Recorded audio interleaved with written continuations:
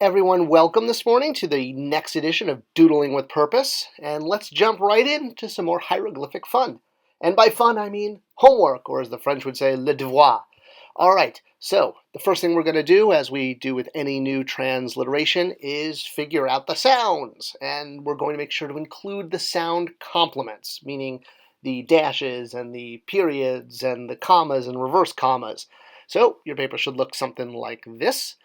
And we're starting to incorporate some vocabulary from the first half of the class. So if you've made it through that, or you need a reminder, so here we have in the morrow festival cow roast.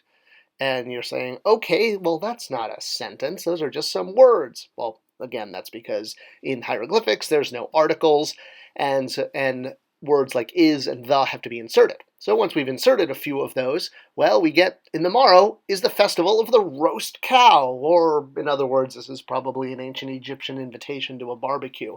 And, since cows were such a big part of the slaughter, they probably had some really good barbecues. All right, so let's jump in this week. So we're going to go into the double consonant bilateral Ds, starting with this guy, the mortal and pestle. So this is ja. Ja, not da, but ja. So that's because we can see the sound complement there under the D, the dash, makes it j, like bijou, like the French word for jewel, bijou, or, well, jeu, like a game, any French word with that combo. And then the A is like father, like the vulture, the first A. So we have ja is the full pronunciation. All right, so let's look at that in a word. All right, so the first thing we're going to do is transliterate and write in the sounds for all of the words and determine what's a determinative. Determine what's a determinative. Oh, I cracked myself up. So with the repetition of the same sign, this is ja, ja, and then a determinative, noting that I've marked all the letters with their sound indicators. Now, you may recognize the face can be used as a letter, but usually only when it has a stroke mark, and it means upon. Tup is the word upon. But in this case, because we're going with the rule that if a word ends in a person or an animal, even if it's just a face of an animal or a person, or part of an animal or a person, it's a determinative. It's pretty much 99% of the time. So that's how we know this is not the letter tup and the word upon, especially because it's one word, and tup is its own word by itself. You'll also see we have the sound echo issue, where we have the same sound double. Now, normally we cancel this out. That's if you have a double bilateral sound and then a single, or a single followed by a bilateral.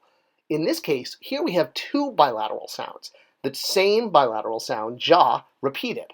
So this is one of those rare instances where you don't cancel out a sound, because there's no hint here. It's not like ja, then say with the vulture next to it, reminding you of the A sound. It's rather the complete bilateral repeated. So if you see two bilaterals or two trilaterals, there's no cancellation of the sound, which makes this word ja ja, or jaja, which means head, like, Zsa Zsa Gabor. All right. Hey, it's going to be pronoun fun. Good time for that, especially because we want to really start reincorporating a lot of the elements from the first 100 episodes of this into the second, and really move forward with full structure. So, jaja, head, with the determinative reminding us what the word is. So, if this was my head, we would put the pronoun for I, which is the male person sitting. This can be my, I, or me. In this case, my head, or head, my. If you want to make it your, you head, well, you're going to use you, which is the basket with a handle. And that makes it your head. If you want to make it his head, we have the horned viper. So literally head, his, but in English, his head. Then if you want it her head, you use the cloth, the bolt of cloth, the S sound. So it becomes her head. You, for feminine, is the door bolt, which is ts, or it could also be the loaf, is sometimes used. And then we, or our head, but the word we would be the water sign with 3 strokes. Your head, plural, would be the T with the water sign and 3 strokes. And then finally, if you want to say their head, the word for they is the bolt of cloth, water sign, 3 strokes. So there you have they. So their head. All right. Let's look at another word, and on this one immediately you should be drawn to the determinative because that's not a sign you've seen before. But what is it? It's a person at the end of a word. So again, determinative. What's that guy doing? It's probably going to be your hint to what this word is. So here we've written our sounds and our sound complements.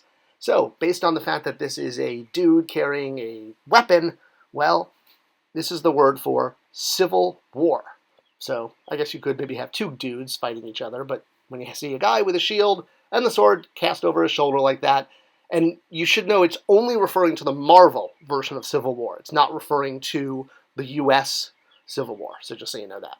All right, now we have our next D glyph, double D, or double D sound. Wow, that sounded terrible. Okay, can I get that stricken from the record? We have our two D sounds. In this case, it's zhd, because the first D is the JD, as in bijou.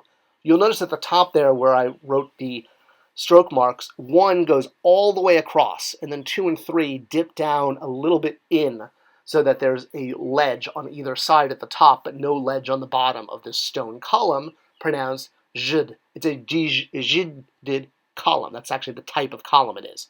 So here we have zhd followed by the hand, which is just the proper D, and then you hopefully recognize that last glyph, which is the determinative of a papyrus roll, which is for an intangible thing, something that not like a soldier or a fruit, something that you have to feel.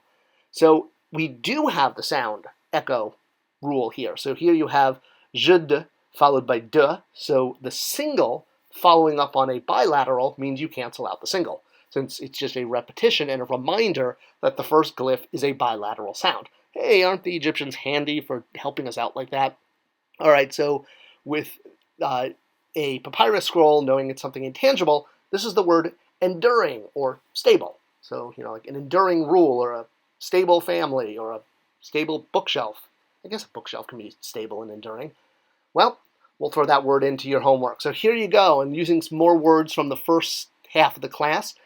Give it your best. First transliterate it, then translate it, and we'll meet back here next Sunday for the results. Good luck with this and all of your doodling with purpose. I hope you enjoyed this continued series. Please do share with others. It's the best way to show support for this channel and this series and, well, everything we do here at Spectra Creative. Thanks so much for being part of class, and I'll see you guys next week.